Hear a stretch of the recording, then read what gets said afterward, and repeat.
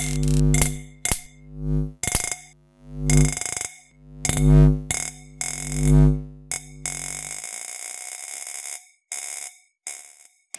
teens, shalom, welcome back to this channel bersama Kak Livia di Q&A. Wah, udah beberapa minggu atau beberapa bulan ya Q&A ini nggak tayang di channel YouTube BKNF. Kayaknya ada yang kangen atau jangan-jangan adik-adik remaja nggak kangen nih sama Kak Livia. Padahal Kak Livia kangen loh sama teman-teman semua. Hari ini Q&A kali ini itu temanya sedikit agak berat tapi tetap asik banget dong tentunya. Kalau gitu Kak Livia akan bacakan dulu temanya apa. Temanya tuh agak panjang adik-adik. Jadi kita mau lihat bareng-bareng ya. Temanya adalah apa yang bisa aku lakukan untuk gereja selama pandemi. Wah, ini konteksnya lebih ke arah tentang pelayanan kayak gitu. Jadi Kak Livia mengundang narasumber yang udah di sebelah Kak Livia ini. Siapakah dia? Tentu aja narasumber yang terpercaya, yang udah berkecimpung di dunia pelayanan dari dahulu kala, dari Kak Livia masih kecil sampai Kak Livia tetap imut seperti ini gitu kan.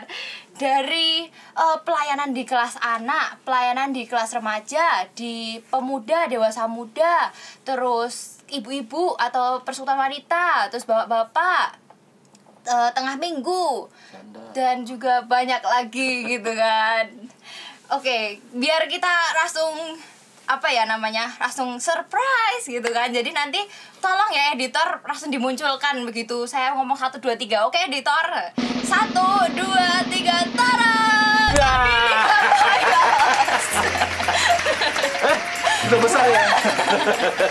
Bim sana Bim. Iya. Udah besar kan Om? Aku sudah tua ternyata ya. Mau nyapa-nyapa dulu. Iya dong. Tapi buka masker dulu ya. Iya boleh. Kita Tetap jaraknya jaga jarak dan tetap harus kampanye. Ya, iya. Protokol kesehatan. Iya benar banget. Harus teman-teman semua tetap harus jaga kesehatan dan pakai protokol. Apakah masih kelihatan muda seperti dulu? Kita hitung ya. 1, 2, 3. Wah.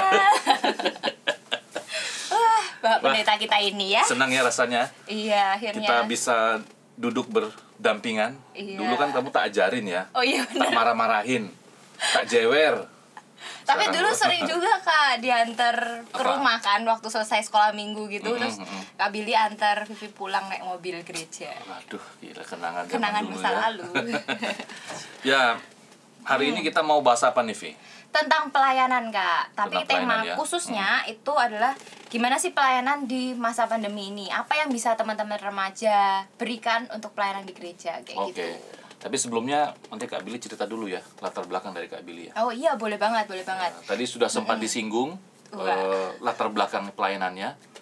Sudah banyak sekali. Sudah banyak. Jadi memang sejak tahun 2000 Kak Billy itu datang ke kota Jogja untuk kuliah. Lalu tahun 2003 baru memutuskan untuk ambil bagian dalam pelayanan. Nah, memang kebetulan karena dulu tinggalnya di daerah Babarsari, tepatnya di bukan Babarsari sih, Sturan. Oh, Sturan sana Sturan. ya. Terus cari gereja di sana kan masih terbatas gereja. Oh, makanya kesini. Masih sedikit, terus juga belum ada kendaraan. Akhirnya karena orang tua desak, meskipun kamu ada di perantauan, tetap harus cari gereja untuk untuk pertumbuhan iman. Akhirnya ya karena jalan-jalan sekitar Sturan, Babarsari, ternyata ada gereja di sini. Di sini. Yaitu gereja Kristen Nazaren Philadelphia, Babarsari. Jadi sejak tahun 2003 melayani. Pertama kali itu di pemuda dulu. Oh. Awal masuk pemuda langsung suruh jadi singer. Wah. Nah, setelah itu 2004 tepatnya baru masuk pelajaran anak sekolah minggu sampai hari ini. Sampai hari ini di mana-mana gitu ya. Wah, Ya, mantap jadi sekali. senang bisa melayani dari generasi ke generasi ya. Seperti Vivi udah bilang tadi, dari Vivi masih sekolah minggu sampai Vivi sudah jadi pemuda dan mungkin ya semoga nanti Vivi nikah di sini ya. Ya, doakan saja ya. Langsung terlalu banyak ceritanya kita. Oke, Kita langsung fokus aja nih. Betul. Teman-teman remaja ini langsung kayak apaan sih ini katanya mau tentang pelayanan malah tentang apa ini? Malah curhat ya. Iya, malah curhat. Kayak cara gosip aja. Oke teman-teman, sebelum kita mulai Q&A hari ini, udah dimulai dari tadi sebenarnya kan, tapi kayaknya nggak afdol gitu ya kalau kita tuh nggak doa dulu. Minta tolong Bapak Pendeta untuk memimpin dalam doa. Oke, mari kita berdoa ya sebelum kita memulai. Kita berdoa. Tuhan Yesus, terima kasih, kami bersyukur karena hari ini kembali lagi dapat menyapa adik-adik remaja dalam pelayanan Q&A. Tuhan, kami berdoa kiranya apa yang kami bicarakan di hari ini sungguh-sungguh dapat memberkati, dapat menjadi jawaban untuk setiap pertanyaan dari anak-anak remaja berhubungan dengan pelayanan di masa pandemi. Ini doa kami mulai di dalam nama Tuhan Yesus. Amin. Amin. Kita langsung masuk aja ya, Oke. Sebelum ke pertanyaan yang teman-teman sampein ya, kita mau lihat dulu nih, menurut Kak Billy pelayanan itu apa sih, dan bisa nggak sih dibagi ke beberapa mungkin aspek atau apa yang membagi pelayanan itu sendiri? Oke. Jadi sebelum kita bicara tentang beberapa poin ya, jadi harus ada beberapa yang harus kita pahami terlebih dahulu. Pahami dan kita harus sepakati dulu bersama-sama terlebih dahulu bahwa kita tidak boleh mengkotak-kotakan yang namanya pelayanan. Artinya kalau jadi singer atau pelayanan di sekolah minggu remaja atau pelayanan di gereja itu pelayanan, tapi kalau misalnya di tempat lain kayak di sekolah, lalu di rumah, di lingkungan masyarakat, kita bilang itu bukan pelayanan. Enggak. Jadi semua pelayanan ya? Semua itu pelayanan. Kalau kita baca, nanti coba kita baca sama-sama, nanti bisa baca juga di rumah. Kolose pasal 3 bisa dibuka ya. Ayat 18 sampai 24, tetapi secara khusus ayat yang ke-23. Ya. Iya. Ayat yang ke-23 di sana bunyinya apa? Apapun juga yang kamu perbuatlah dengan segenap hatimu seperti untuk Tuhan dan bukan untuk manusia. Perhatikan kata perbuatlah dengan segenap hatimu seperti untuk Tuhan dan bukan untuk manusia. Apapun juga. Ya, berarti termasuk juga dengan sekolah, kegiatan di sekolah, kegiatan di rumah, menghormati orang tua juga termasuk, itu bagian dari pelayanan kita. Nah, memang ada orang-orang yang terpanggil secara khusus untuk melayani Tuhan di gereja. Memang ada. Kalau kita baca, nanti bisa baca di rumah juga. Di Efesus 4 ayat 11 sampai 12 juga itu ada. Dibaca ya teman-teman. Lalu tapi yang menarik begini, Vi. Yang menarik bicara tentang pelayanan, memang kalau kita mengacu kepada bahasa asli Alkitab, secara khusus bahasa Ibrani, kata ibadah, kata pelayanan, kata pekerjaan itu menggunakan kata yang sama, yaitu avoda. Katanya sama. Ya. Jadi artinya kalau kita hubungkan dengan Kolose pasal 3, jadi memang nyambung. Jadi apapun yang kita kerjakan, apapun yang kita lakukan di dalam dunia ini sebagai konteks kita sebagai anak-anak Tuhan, anak-anak remaja, semuanya dalam rangka untuk melayani Tuhan. Nah, makanya dikerjakan dengan segenap hati. Nah, karena memang kalau kita melihat secara konteks perjanjian lama, Kejadian pasal 2 itu ayat 18 sampai 15 di sana jelas sekali bahwa saat manusia diciptakan itu memang sudah ada tugas, tanggung jawab. Ya, kalau kita membaca di Kejadian di sana, kita apa ya? Buka-buka Alkitab sedikit lagi ya. Nah, kalau kita baca di Kejadian di sana, nah secara khusus itu bagian bahwa jadi di sana dikatakan Tuhan Allah mengambil manusia itu dan menempatkannya dalam Taman Eden untuk mengusahakan dan memelihara taman itu. Jadi sejak semula saat Tuhan Allah menciptakan manusia, sebenarnya tugas tanggung jawabnya kalau kita lihat di sini di Kejadian sederhana, untuk mengusahakan dan memelihara taman. Pertanyaan saya, apakah itu apa yang dilakukan oleh Adam dan Hawa, apakah itu sementara memuji dan memuliakan Tuhan dalam konteks beribadah begitu? Tidak. Nah, jadi memang bahkan dalam konteks Adam dan Hawa, tugas pelayanan yang pertama adalah bukan saja mengabdi, tetapi juga di sini jelas sekali dikatakan mengusahakan dan memelihara taman itu. Tujuannya apa? Kerja gitu kerja supaya dia bisa makan, supaya dia bisa menikmati semua yang ada di taman itu. Jadi kesimpulannya adalah jangan kita mengkotak-kotakan pelayanan. Dimanapun kita berada, apapun yang kita kerjakan, semuanya dalam rangka untuk melayani Tuhan. Ya, begitu. Jadi semua yang kita lakukan untuk melayani Tuhan itu namanya pelayanan, Ya, gitu namanya ya Kak pelayanan. Billy ya. Ya. Iya. Sip, berarti udah teman-teman udah tahu ya pelayanan itu apa sebenarnya. Nah kalau gitu kita langsung masuk aja nih Kak Billy Oke. ke pertanyaan yang pertama. Ya, pertinyiinnya. Pertinyiin, nyimpir dini gitu ya. Kak Livia akan bacakan teman-teman. Oke. Apakah di saat pandemi sulit melayani? Nah kayaknya teman kita yang ngasih pertanyaan ini agak bingung nih. Apakah di saat ini di khususnya Gereja Kristen Nazarene Philadelphia pandemi ini sangat berpengaruh terhadap pelayanan gitu? Ya, memang pandemi ini sekali lagi menjadi bencana bukan saja nasional ya, tapi ini bencana dunia. Jadi banyak orang atau secara khusus gereja memang mengalami situasi kondisi yang pertama kali situasi seperti ini. Semuanya harus dikerjakan di rumah. Nah, tetapi kalau dihubungkan dengan pertanyaan apakah di saat pandemi sulit melayani?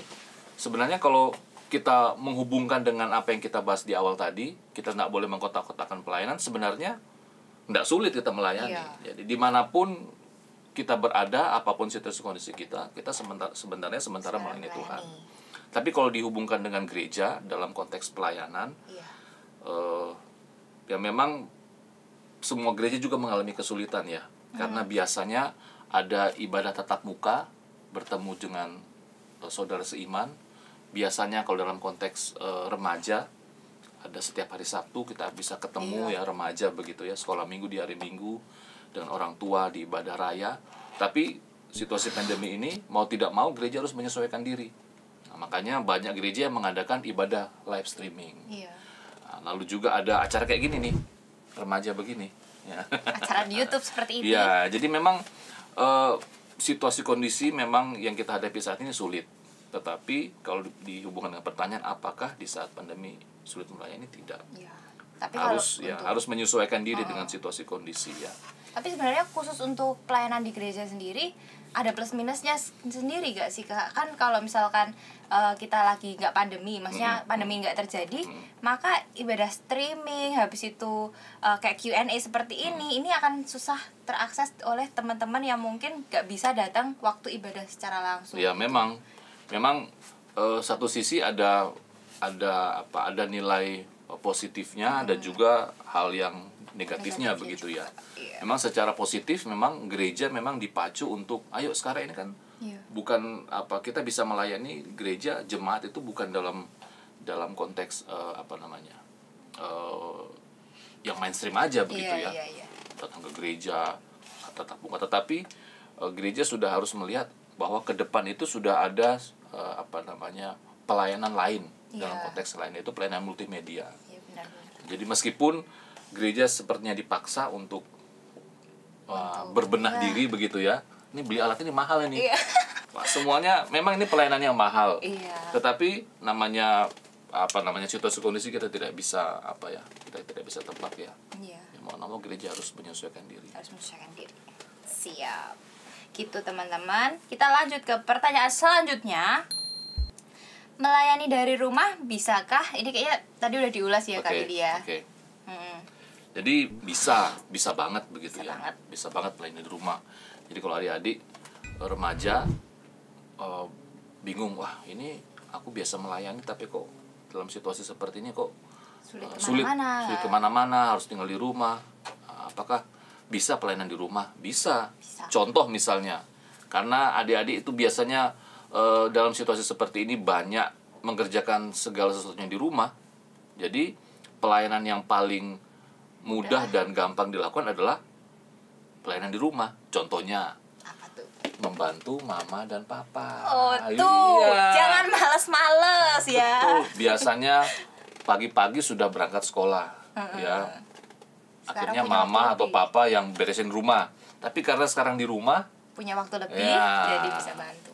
Sebelum atau sesudah sekolah online bisa bantu mama papa di rumah. Itu salah satu yang bisa dilakukan. Terus ini lagi, biasanya kalau masa pandemi itu kan sudah pekerjaan rumah sudah selesai, pekerjaan dari sekolah sudah selesai, biasanya kan sambil duduk-duduk santuy gitu ya, sambil- main HP, buka Instagram. Nah, biasanya bisa nanya kabar ke temannya. WA, halo apa kabar, begitu, video call, atau misalnya update status rohani begitu. Itu bisa juga, bisa menguatkan teman-teman yang sedang mengalami kesulitan juga. Wah, bagus itu Ya. idenya. Ya. Jadi bisa banget kalau apalagi anak muda kan jarinya lebih cepat ya. Lebih cepat. Sat. Wah, bahkan ada yang sambil ngomong bisa sambil ngetik loh. Jago. Siapa Jadi itu? Hebat sekali. bisa dilakukan Iya, banyak iya, hal iya. gitu. Hebat ya. Jadi nggak ada kata bilang nggak bisa melayani di rumah. Kita Betul. semua bisa. Oke. Pertanyaan berikutnya, Vi. Oke. Cepat dong, cepat ah. Oke. Lama banget sih. Ini pertanyaan ketiga. Apakah berdoa itu pelayanan? Wah, apakah berdoa itu pelayanan? Bagaimana ini? Gimana Kak? ya? Ya, oke. Sekali lagi mengacu ke atas. Iya. Ya, bahwa semua hal yang kita kerjakan semuanya dalam rangka melayani Tuhan. Berarti kalau pertanyaannya apakah berdoa itu pelayanan? 100% Yes. juga pelayanan. Ingat ya tadi prinsip di atas. Nah, sebagai contoh misalnya Tuhan Yesus itu kalau di firman Tuhan dalam Yohanes pasal yang ke-17 ayat 1 sampai 26 itu ada Tuhan Yesus berdoa untuk murid-muridnya. Nah, jadi doa Yesus doa kepada murid-muridnya supaya ada kesatuan hati. Itu juga termasuk pelayanan. Kita berdoa supaya misalnya nih adik-adik mendoakan teman-temannya yang ada di rumah, mendoakan Kak Livia yang mungkin lagi galau, juga itu pelayanan.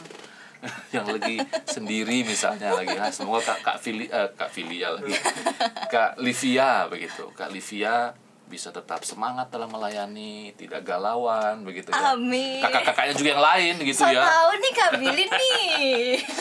Jadi sama seperti Tuhan Yesus mendoakan Iya. murid-muridnya.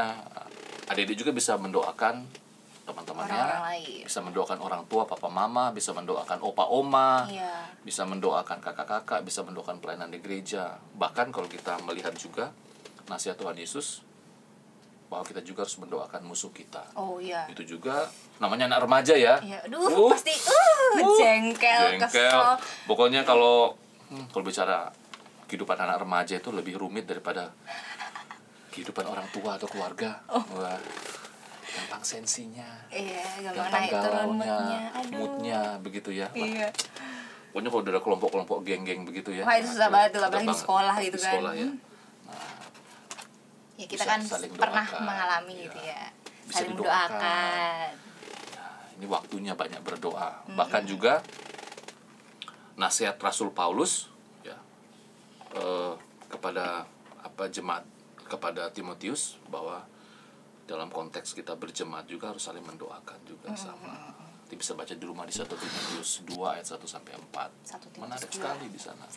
Jadi berdoa juga adalah salah satu sarana untuk kita melayani Tuhan. Ya. Itu kayak cara melayani orang lain yang termudah gitu ya. Betul. Iya. Betul. Kalau di gereja tuh biasanya pelayanan yang paling mudah kalau ibadah minggu biasanya jadi asar, itu paling mudah. Modal senyum aja, yang Bisa. penting sikat gigi. Sikat gigi cuci muka lah Kak. Atau juga misalnya adik-adik misalnya sudah tahu nih nanti jam 5 sore atau jam 6 sore ada Zoom meeting gitu. Zoom meeting biasanya 4:30 sore. 4:30 sore. Iya. Nah, siapa tahu ada teman-teman yang kelupaan atau iya. misalnya males. Nah, itu bisa tuh Diingatkan. Nah, Kita itu punya juga jari yang cepat gitu kan. itu ya. Iya, sip. Pasti udah ngerti semua lah kalau gitu deh. Nah, Kak Billy, kan kayaknya karena durasi kita yang terbatas, jadinya video Q&A episode 3 ini akan dibagi jadi part 1 dan part 2. Oke, kok kayak film aja ya. Biar penasaran gitu kan. Oke, Kayak ngerasa, boleh. aduh aku sudah tanya tapi belum dijawab, bagaimana ini? Begitu. Aduh, bisa. Jadi teman-teman jangan lupa pantengin terus untuk episode selanjutnya di minggu depan ya. Jangan lupa like, comment, dan subscribe. Nanti biar gak ketinggalan episode selanjutnya waktu diupload dan video-video lain yang ada di channel YouTube GKNF. And I'll see you God bless you guys. Bye.